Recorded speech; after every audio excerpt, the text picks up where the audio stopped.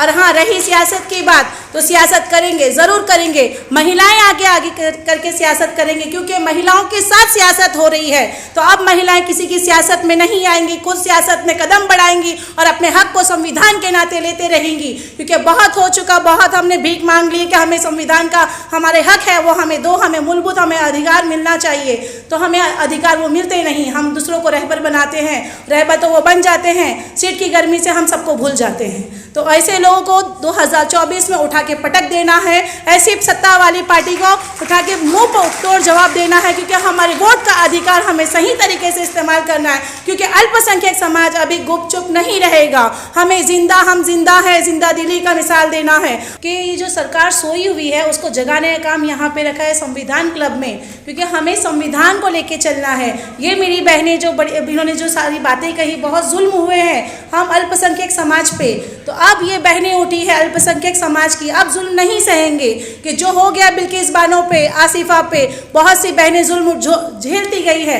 लेकिन इंशाअल्लाह आने वाले समय में अल्पसंख्यक समाज की बहनें भी आगे आएंगी। अब वो डरेंगी नहीं, घबराएंगी नहीं, संविधान को लेके चलेंगी और अपने हक के लिए लड़ेंगी। अब हमें किसी से भीख नहीं मांगना।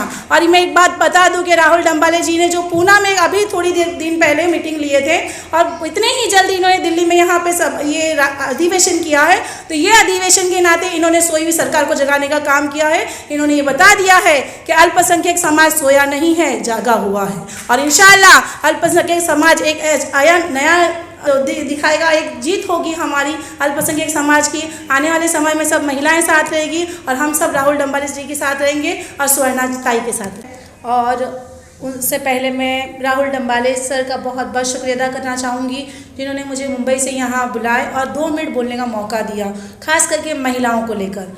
एक यहाँ पे जो उन्होंने अधिवेशन रखे हैं यहाँ पे, ये बहुत ही तारीफ़ काबिल है कि ये जो सरकार सोई हुई है उसको जगाने का काम यहाँ पे रखा है संविधान क्लब में, क्योंकि हमें संविधान को लेके चलना है।